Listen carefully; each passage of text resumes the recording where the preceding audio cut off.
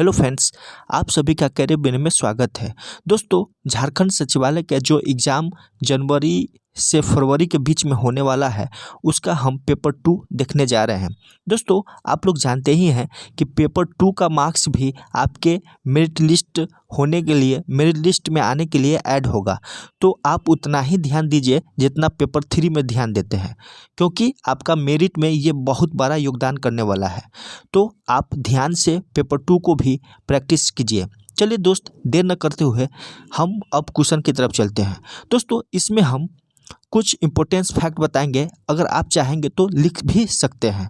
चलिए दोस्त, first question है, ऊंची और नीची जाति का भेदभाव प्रेमचंद की किस कहानी की विषय वस्तु है?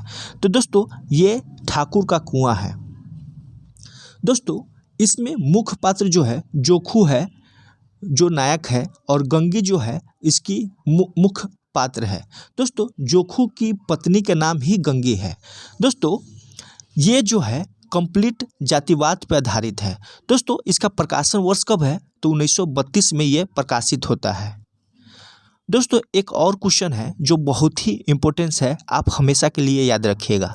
अगर क्वेश्चन आए कि ठाकुर का कुआं प्रेमचंद के किस गद्य संग्रह से लिया गया है, तो ये मानसरोवर भाग 1 से लिया गया है।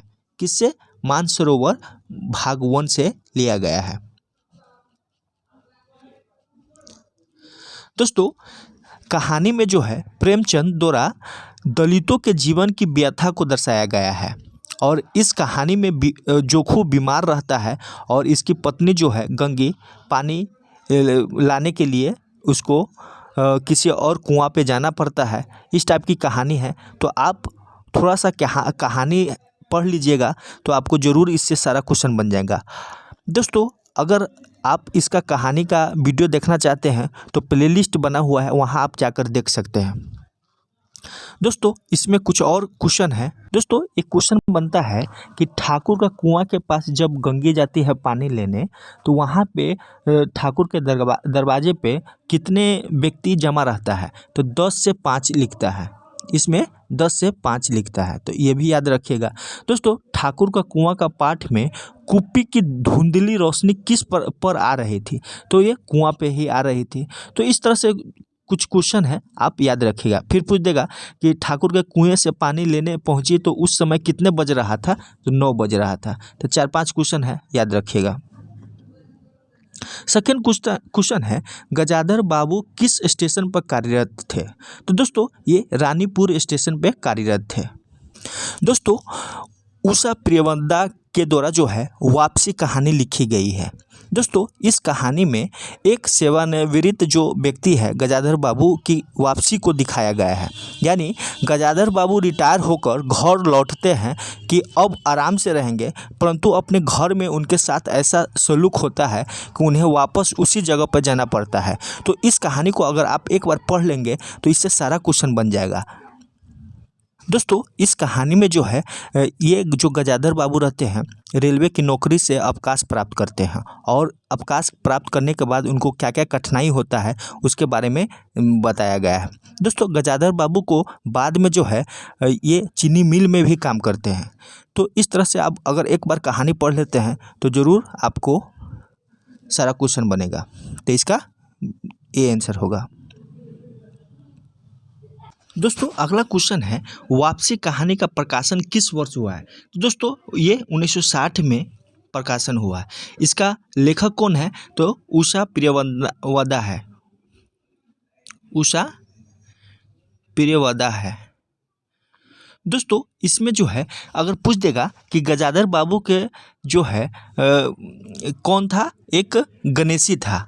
वो कौन था? तो गणेशी जो है गजाधर बाबू के घर के खाना बनाने वाला का नाम था, और ये गजाधर बाबू जो है मुख्य पात्र थे। तो इस तरह से अगर आप पढ़ लेते हैं तो ज़रूर आपको बेनिफिट होगा।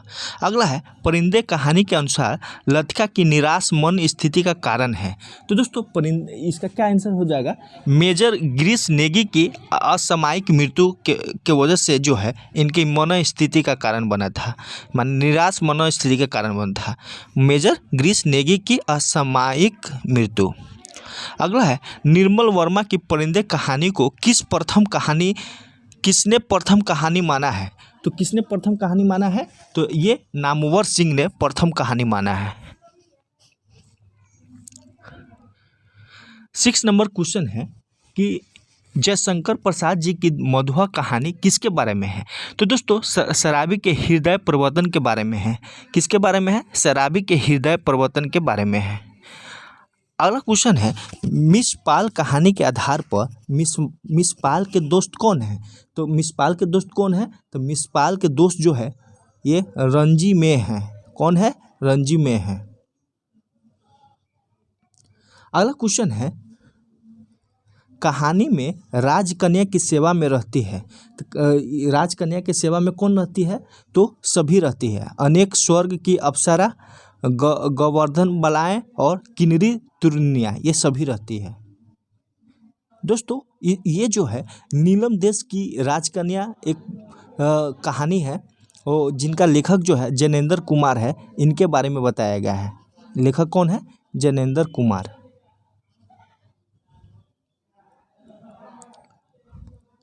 अगला है सेठ दीवान चंद की मौत किस अस्पताल में हो गई थी? तो किस अस्पताल में हो गई थी? तो इरविन अस्पताल में हो गई थी। अगला क्वेश्चन है लेखक ने अखबार में किसके मौत की खबर पढ़ी? तो लेखक ने अखबार में किसकी मौत की खबर पढ़ी? तो सेठ दीवान चंद की मौत की खबर पढ़ी थी। अगला है नीलम देश की राजकन्या कहानी में कितने महल है? तो कितने महल है दोस्तों? तो ये 3 महल है। दोस्तों नीलम देश की राजकन्या कब प्रकाशित हुआ था? तो ये 1928 में प्रकाशित हुआ। दोस्तों अगर पूछ देगा कि जैनेंद्र कुमार का पहला उपन्यास क्या है? तो परख है। जैनेंद्र कुमार का पहला उपन्यास जो परख है। और पहला कहानी संग्रह कौन है? तो पहला कहानी संग्रह जो है फांसी है। दोस्तों इसमें 3 जो महलों का नाम है उसका नाम क्या है? तो नाम याद रखिएगा, पुखराज का महल, पन्ने का महल और हरि, यानी पुखराज की महल, पन्ने का महल और हरि का महल, ये 3 महलों की चर्चा किया गया है इसमें। दोस्तों नीलम देश की राजकन्या की विधा रचना जो है क्या है? तो दोस्तों नीलम देश की राजकन्या में राजकुमारी जो है किसका इंतजार करता है? तो राजकुमार के इंतजार करता है जो एक मिसिया है और राजकुमारी के मन का औलाद है। दोस्तों कहानी नीलम देश की राजकन्या में जो महल जो है वो कौन सा उद्यान बना रहा था? तो हरियाला, रंगीन और जगमा। तो इस तरह से जो है नीलम देश की राजकन्या अगर आप एक बार रीडिंग भी दे लेते हैं तो आपका सारा क्वेश्चन बन जाएगा। अगला क्वेश्चन है प्रेमचंद्र की निम्नलिखित कहानियों में दलित चेतना की कहानी कौन सी है? तो ये ठाकुर व कुआं है। अगला है गोदान के किस प्रसंग को आलोचकों ने दलित विमर्श से जोड़ा है? तो किस प्रसंग को? तो माता दीन और सिलिया के प्रसंग को। माता दीन और सिलिया को आलोचकों ने ये विमर्श किया है प्रसंग को। अगला है मालती की बहनें हैं। तो मालती की बहनें कौन है? तो मालती की बहनें जो है सरोज और वरदा है। कौन है? सरोज और वरदा। अगला है होरी के गाय को किसने विष दे डाला था? तो दोस्तों होरी के गाय को जो है हीरा ने विष दे डाला था। कौन? हीरा। अगला है गोदान का प्रकाशन काल कब है? तो दोस्तों गोदान का प्रकाशन काल 1936 ईस्वी में है। कब है? 1936 ईस्वी में। अगला क्वेश्चन है फणीश्वर नाथ रेणु कृत आंचलिक उपन्यास है। कौन है? तो मैला आंचल, क्योंकि ये क्षेत्र विशेष की कहानी इसमें बताया गया है। अगला है मैला आंचल उपन्यास के पात्र नहीं है। तो कौन पात्र नहीं है? तो इसमें श्रीधर और सरस्वती जो है इसका पात्र नहीं है। बाकी बाद प्रशांत, कालीचरण, कमली, सुमृत दास, हरगौरी सिंह और मंगलला देवी ये सभी पात्र हैं, लेकिन श्रीधर और सरस्वती पात्र नहीं है। अगला है मैला आंचल के लिए रेणु जी कौन सा अवार्ड मिला था? रेणु जी को कौन सी अवार्ड मिला था? तो पद्मश्री अवार्ड मिला था। कौन? पद्मश्री। अगला है, मैला आंचल में पूर्णिया के किसी गांव में रहकर डॉक्टर प्रशांत किस संबंध में रिसर्च करना चाहता है? तो किस संबंध में रिसर्च करना चाहता है? तो ये मलेरिया और काला आजार के संबंध में रिसर्च करना चाह रहा है। डी आंसर हो जाएगा। अगला है, आदमी जो जवाब दे वह उसके चेहरे से भी तो झलकना चाहिए। आधे अधूरे नाटक में यह कथन किसका है? तो यह कथन जो है महेंद्र नाथ का है। किसका है? महेंद्र नाथ का। अगला क्वेश्चन है, आधे अधूरे नाटक आज के इंसान के जिंदगी को आज के मुहावरे पेश करता है। तो क्या मुहावरे पेश करता है? तो ये नेमीचंद जैन ने माने मुहावरे पेश करता है, नेमीचंद जैन। अगला क्वेश्चन है, आधे अधूरे की पात्र नहीं है। तो आधे अधूरे का कौन है इसमें जो पात्र नहीं है? तो सुषमा, सुरेखा और वर्णा तो है, लेकिन सारिका नहीं है। तो डी आंसर हो जाएगा। अगला क्वेश्चन है, आधे अधूरे नाटक के संदर्भ में सही कथन को बताना है। तो फर्स्ट है, यह मध्यवर्गीय पारिवारिक जीवन पर आधारित समस्या प्रधान नाटक है। सही है। यह पूर्णता की तलाश का नाटक है और इस नाटक को मील का पत्थर भी कहा जाता है। ये भी सही है। रंगमंच की दृष्टि से आधे अधूरे नाटक को प्रयोगशील नाटक कहा जाता है। तो उपयुक्त में से सारा सही है। भारत दुर्देव की वेशभूषा कैसी है? तो भारत दुर्देव की वेशभूषा जो है आधी मुसलमानी और आधी क्रिस्तानी है। अगला क्वेश्चन है, भारतेंदु ने अपनी किस कृति में देसी राजाओं को राशव यानी गद्दा कहा है? तो किस में? तो दोस्तों ये भारत दुर्दशा में कहा है। अगला है, भारत दुर्दशा के अंतर्गत भारतेंदु ने भारत में फैले किन कुरीतियों को प्रतीकात्मक रूप में अभिव्यक्त किया है? तो किन कृतियों में? तो ये अंधकार, मदिरा, रोग और ये सभी हो जाएगा आंसर। अगला है, पै धन विदेश चली जात यह अति ख्वारी, यह पंक्तियाँ है। तो यह पंक्तियाँ जो है किसका है? तो यह पंक्तियाँ भारतेंदु हरिश्चंद्र जी का है। अगला है, तलाक एवं पुनर्विवाह की समस्या को प्रसाद जी ने किस नाटक में प्रस्तुत किया है? तो किस नाटक में प्रस्तुत किया है? तो ये ध्रुव स्वामिनी नाटक में प्रस्तुत किया है। अगला है, ध्रुव स्वामिनी के प्रतिपाद्य है। तो ध्रुव स्वामिनी के प्रतिपाद्य कौन है? तो इसमें जो है, स्त्री पुरुषार्थ का ढोंग न करे, विश्व भर में सब काम सबके लिए है नहीं है। तो ये गलत है। ख में है, प्रेम अपना सर्वस्व निछावर करने वाली स्त्रियां कभी असहाय नहीं होती है। ये भी गलत है। स्त्री उपहार में देने की वस्तु नहीं है, पुरुष उसे अपनी पशु संपत्ति समझकर अत्याचार न करे। तो ये सही है। स्त्री को अपने चुनाव और न्याय की स्वतंत्रता है। ये भी सही है। तो यानी ग और घ सही है, लेकिन क और ख गलत है। तो ग घ 100 में है। अगला है, जयशंकर प्रसाद का कौन सा नाटक समस्या नाटक के रूप में महत्वपूर्ण है? तो कौन सा नाटक समस्या नाटक के रूप में महत्वपूर्ण है? तो ध्रुव स्वामिनी।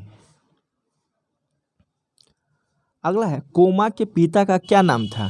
तो कोमा के पिता का क्या नाम था? मिहिर देव था। अगला क्वेश्चन है, निम्नलिखित में से किस उपन्यास में उत्तर प्रदेश के पूर्वांचल के एक कस्बा नुमा गांव शिवपालगंज की कहानी वर्णित है? तो राग दरबारी में। अगला है, राग दरबारी उपन्यास में व्यक्त हुए हैं। तो क्या व्यक्त हुए हैं? तो इसमें जो है मुफ्त शिक्षा, ये गलत है। ग्रामीण करुणाई जिंदगी की आलोचना, ये सही है। बैंकों का राष्ट्रीयकरण, ये भी गलत है। कस्बाई जीवन की व्यंग्यपूर्ण अभिव्यक्ति, यानी राग दरबारी में जो है करुणाई जिंदगी की आलोचना की गई है और कस्बाई जीवन की व्यंग्यपूर्ण अभिव्यक्त किया गया है। तो ये सही है। तो ख और घ सही है। तो बस आंसर ब हो जाएगा। अगला है, हर हिंदुस्तानी की यही हालत है, 2 पैसे की जहाँ किफ़ायत हो वह उधर ही मुंह मारता है, किसका कथन है? तो दोस्तों यह कथन जो है मोतीराम का है। किसका है? मोतीराम का।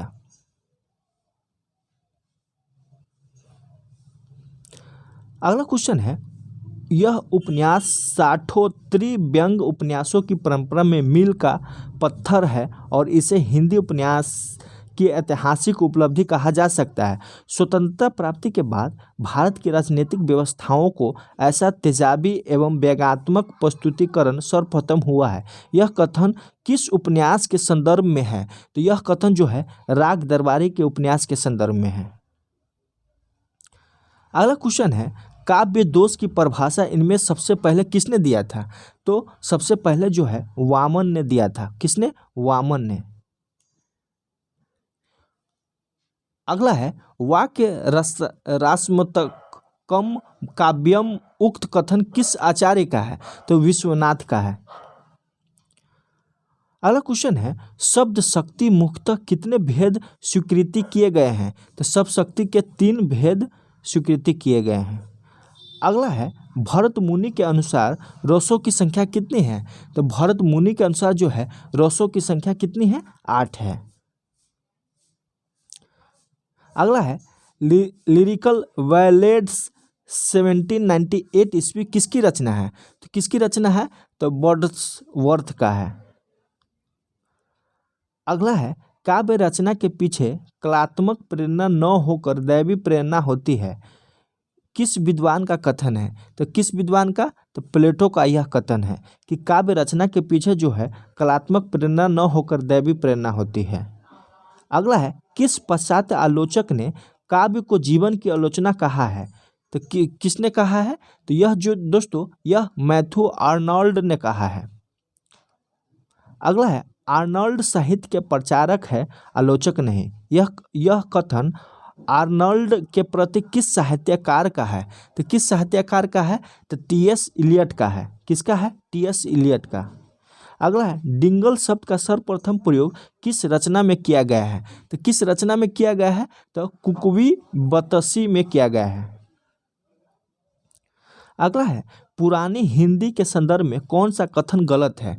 तो इसमें गलत कथन बताना है। तो फर्स्ट है, ये जो पूर्वी बोलियों में ख हो गया तो यही गलत है। बाकी बात व और ब में अंतर नहीं रह गया। पश्चिमी बोलियों में न का न कर दिया जाता है, र और ल में भेद नहीं रह गया, तो ये गलत दिया है। बाकी बात पुरानी हिंदी के संदर्भ में ये BCD सही है। अगला है, कौन सा गुण राष्ट्रभाषा के लिए आवश्यक नहीं है? कौन सा गुण जो है राष्ट्रभाषा के लिए आवश्यक नहीं है? तो बहुसंख्यक लोगों की भाषा नहीं, सरकारी कामकाज की भाषा, ये सही है। बाकी बात विस्तृत शब्द भंडार, व्यापक क्षेत्र में विधेयत, ये आवश्यक है, लेकिन सरकारी कामकाज की भाषा आवश्यक नहीं है। प्रयोजनक मूलक हिंदी की विशेषता नहीं है, तो क्या विशेषता नहीं है? तो ये अलंकारिकता जो है ये विशेषता नहीं है। अगला है, राजभाषा संकल्प कब पारित हुआ? तो राजभाषा संकल्प जो है 1968 में पारित हुआ। कब? 1968 में पारित हुआ। अगला है, नीचे दिए गए विकल्पों में से तत्सम शब्द का चयन कीजिए। तो इसमें कौन जो शब्द है तत्सम है, यानी संस्कृत जैसा बोला जाता है? तो गोधूम है। अगला है, फूले काल सकल मही छई, जनु वर्षा ऋतु प्रकट बुढ़ाई। तुलसीदास की इन पंक्तियों में कौन सा अलंकार है? तो इन पंक्तियों में जो है ये कौन सा है? तो उत्प्रेक्षा अलंकार है। अगला है, छंद में गणों की संख्या कितनी होती है? जो छंद में जो है गणों की संख्या 8 होती है। कितनी होती है? 8 होती है। अगला क्वेश्चन है, आदिकाल का प्रधान रस कौन सा है? तो आदिकाल का प्रधान रस जो है औ है। आदिकाल का प्रधान रस कौन है? तो ये वीर रस है दोस्तों। कौन है? वीर रस। अवहट में किस नई स्वर ध्वनि का विकास हुआ है? तो औ का विकास हुआ है। किसका? औ का। अगला है, कुमाऊनी बोली और मंडियाली बोली को बोलियों के किस विभाग में रखा जाता है? तो किस विभाग में रखा जाता है? तो ये पहाड़ी हिंदी में रखा जाता है। अगला है मनुष्य और मनुष्य के बीच वस्तुओं के विषय में अपनी इच्छा और मति के आदान प्रदान करने के लिए व्यक्त ध्वनि संकेतों का जो व्यवहार होता है उसे भाषा कहते हैं। उक्त परिभाषा किस विद्वान की है? तो यह जो है श्याम सुंदर दास का है। किसका है? श्याम सुंदर दास का। अगला है हिंदी भारत की डैश भाषा है? तो हिंदी जो है भारत की संपर्क भाषा है। क्या है? संपर्क भाषा। अगला क्वेश्चन है अंग्रेजी शब्द ड्राफ्टिंग का हिंदी अर्थ क्या है? तो दोस्तों प्रारूपण है। क्या है? प्रारूपण। अगला है वह मेघा को पुस्तक देती है, इस वाक्य में कौन सी क्रिया होगी? तो दोस्तों इस वाक्य में जो है कौन है? द्विकर्मक क्रिया है। अगला क्वेश्चन है कौन सा शब्द भाववाचक संज्ञा है? तो कौन सा शब्द भाववाचक संज्ञा है? तो लिखाई जो है भाववाचक संज्ञा है। अगला है सर्वनाम के कुल कितने भेद होते हैं? तो दोस्तों सर्वनाम के कुल 6 भेद होते हैं। अगला क्वेश्चन है जिसकी विशेषता बताई जाती है उसे क्या कहते हैं? तो जिसकी विशेषता बताई जाती है उसको जो है विशेष्य कहते हैं। किस वाक्य में अपादान कारक है? तो किस वाक्य में अपादान कारक है? राम ने रावण को तीर से मारा, मोहन से अब नहीं गाया जाता, हिमालय से गंगा निकलती है। तो हिमालय से यहाँ है तो गंगा निकलती है, यही होगा अपादान कारक। अगला है दीनानाथ में कौन सा समास है? तो दोस्तों दीनानाथ में जो है कर्मधारय समास है। अगला है आंखों में खून उतारना मुहावरे का अर्थ क्या है? तो आंखों में खून उतारने का मुहावरे का अर्थ यह है अत्यधिक क्रोध आना। अत्यधिक क्रोध आना का मुहावरा है यह। सूरदास के साहित्य में किस भाषा की प्रमुखता है? सूरदास की साहित्य में जो है ब्रज भाषा की प्रमुखता है। अगला है कौन सी विशेषता कबीर काव्य में नहीं है? तो कौन सी विशेषता? तो नारी प्रशंसा जो है कबीर काव्य में नहीं है। अगला है द्वार है भोर ही को आजू पद की रचयिता कौन है? तो दोस्तों इस पद की रचयिता जो है तुलसीदास जी है। अगला है विद्यापति की रचनाएं, इसमें कौन है जो विद्यापति की रचनाएं हैं? तो इसमें जो है कृतिलता, कृति पताका, भूपरी कर्मा, ये जो है विद्यापति की रचना है। महाकवि भूषण की रचना है, तो महाकवि भूषण की रचना कौन है? तो ये छत्रसाल जो है महाकवि भूषण की रचना है। अगला है बिहारी की प्रसिद्ध है, तो बिहारी किस लिए प्रसिद्ध है? तो दोहा के लिए। सुजान रसखान में किस विषय पर कविता सवैया है? तो ये कृष्ण विषयक है। अगला क्वेश्चन है भारतेंदु हरिश्चंद्र के बारे में इनमें से कौन सा कथन सही है? तो कौन सा कथन सही है वो बताना है। तो इसमें से जो है जैसे फर्स्ट दिया हुआ है उन्हें उपनाम रस से जाना जाता है, सही है। भारतेंदु हरिश्चंद्र के पिता गोपाल चंद्र भी कवि थे, ये भी सही है। प्रेम प्रलाप, प्रेम फुलवारी और प्रेम सरोवर भारतेंदु हरिश्चंद्र की रचना है, तो उपयुक्त में से सभी सही है। 74 नंबर क्वेश्चन है कि रामधारी सिंह दिनकर को निम्नलिखित में से किस पुस्तक के लिए ज्ञानपीठ पुरस्कार प्राप्त हुआ था? तो उर्वशी के लिए। अगला है निराला किस वाद से जुड़े हुए कवि है? तो निराला जो है छायावाद से जुड़े हुए कवि है। दोस्तों आप लोग क्या कीजिएगा, छायावाद, प्रयोगवाद, प्रगतिवाद, प्रगतिशीलवाद, ये सभी का जो कवि है सामने लिख कर याद कर लीजिएगा, इससे आएगा एक क्वेश्चन। अज्ञेय की शरणदाता कहानी किससे संबंधित है? तो किससे संबंधित है?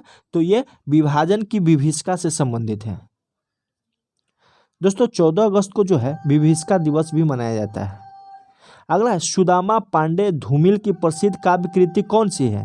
तो कौन सी है? तो ये संसद से सड़क तक है, बहुत ही इंपॉर्टेंट बुक है, आप इसको याद रखिएगा। किसकी रचना है? ये सुदामा पांडे की। सुदामा पांडे जिनको हम लोग धूमिल के नाम से जानते हैं। किस छायावादी रचनाकार की रचनाओं में भावनात्मक रहस्यवाद के दर्शन होते हैं? तो दोस्तों इसका महादेवी वर्मा आंसर होगा। अगला है जयशंकर प्रसाद की प्रथम कहानी है, तो जयशंकर प्रसाद की प्रथम कहानी जो है ग्राम है। अगला क्वेश्चन है सुमित्रानंद पंत का जन्म कब और कहाँ हुआ था? तो दोस्तों इनका जन्म जो है कहाँ हुआ था? उत्तरांचल के अल्मोड़ा जिले में सन 1900 ईस्वी में हुआ था। अगला क्वेश्चन है सर्वेश्वर दयाल सक्सेना को किस रचना के लिए साहित्य अकादमी पुरस्कार दिया गया था? तो किस रचना के लिए? तो खूंटियों पर टंगे लोग के लिए जो है इनको साहित्य अकादमी पुरस्कार मिला था। अगला है नागार्जुन की भाषा क्या है? तो दोस्तों नागार्जुन की भाषा जो है खड़ी बोली है। क्या है? खड़ी बोली। अगला क्वेश्चन है इनमें से मैथिली शरण गुप्त की रचना कौन सी है? तो दोस्तों भारत भारती, यशोधरा, मनुष्यता, उपयुक्त में से सभी। तो उपयुक्त में से सभी जो है मैथिली शरण गुप्त की रचना है। अगला है आचार्य रामचंद्र शुक्ल के अनुसार हिंदी का प्रथम महाकाव्य है। तो ये दे दिया है कि आचार्य रामचंद्र शुक्ल के अनुसार तो हिंदी का प्रथम महाकाव्य जो है पृथ्वीराज रासो है। कौन है? पृथ्वीराज रासो। अगला है नाद न बिंदु न रवि न शशि मंडल किसकी प्रसिद्ध पंक्ति है? तो यह प्रसिद्ध पंक्ति जो है किसकी है? सरहापा की है। किसकी है? सरहापा की। अगला है प्राकृत की अंतिम अवस्था अपभ्रंश से हिंदी साहित्य का आविर्भाव माना जा सकता है। यह कथन किसका है? तो दोस्तों यह कथन जो है रामचंद्र शुक्ल जी का है। अगला है आचार्य रामचंद्र शुक्ल ने आधुनिक गद्य साहित्य को किस शीर्षक से विभाजित किया है? तो किस शीर्षक से विभाजित किया है? तो यह जो है उत्थान से विभाजित किया है। अगला है आचार्य रामचंद्र शुक्ल के इतिहास ग्रंथ का क्या नाम है? तो क्या नाम है? हिंदी साहित्य का इतिहास। हिंदी साहित्य का इतिहास। अगला है आचार्य रामचंद्र शुक्ल द्वारा रचित साहित्य का इतिहास का प्रकाशन वर्ष। तो प्रकाशन वर्ष पूछ रहा है तो 1929 में प्रकाशित हुआ था। आचार्य रामचंद्र शुक्ल के अनुसार हिंदी साहित्य के आदिकाल की समय सीमा क्या है? तो आदिकाल का समय सीमा जो है 1050 ईस्वी से 1375 ईस्वी तक है। अगला है हिंदी साहित्य के इतिहास को व्यवस्थित रूप देने का श्रेय किसको है?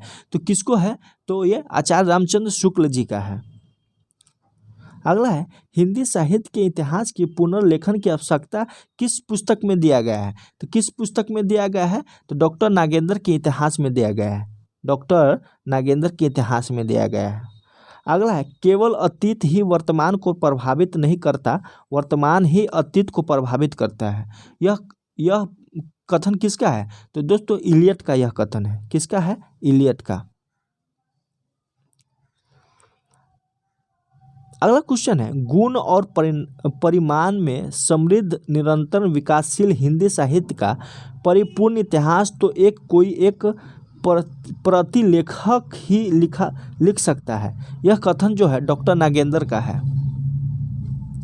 अगला है अमीर खुसरो किस तरह की रचनाओं के लिए प्रसिद्ध रहे हैं? तो किस तरह का? तो यह पहेलिया और मुकरिया के लिए प्रसिद्ध है। अगला है किस आलोचक ने आदिकाल को बीज वपन काल नाम से अभिहित किया है? तो किसने अभिहित किया है? तो महावीर प्रसाद द्विवेदी ने किया है। अगला क्वेश्चन है गर्सा द तासी ने इस्तवार द ला लिटरेटिव हिंदुस्तानी ग्रंथ की रचना किस भाषा में की गई है? दोस्तों ये फ्रेंच भाषा में की गई है। थोड़ा लंबा नाम है। अगला है नई कविता की प्रमुख कवि इनमें से कौन है? तो इनमें से जो है अज्ञेय जी है। अगला क्वेश्चन है लल्लू और सविता किस कहानी के पात्र है? तो किस कहानी का? तो अभिशप्त कहानी का पात्र है। अभिशप्त। लास्ट क्वेश्चन है काव्य की आलोचना पद्धति के अंतर्गत संप्रेषण सिद्धांत किसका दिया हुआ है? यानी ये थ्योरी ऑफ कम्युनिकेशन किसका दिया गया है? तो ये I.A. रिचर्ड्स दिया है। किसने? I.A. रिचर्ड्स। चलिए दोस्त इतना ही। अगर आपको अच्छा लगता है तो लाइक शेयर ज़रूर करें और आपका कोई भी सुझाव है तो आप कमेंट कर सकते हैं। और इसका PDF चाहिए तो आप मेरे टेलीग्राम से भी जुड़ सकते हैं। और टेलीग्राम का नाम वही है जो चैनल का नाम है, कैरियर विनर है। चलिए दोस्त, थैंक यू।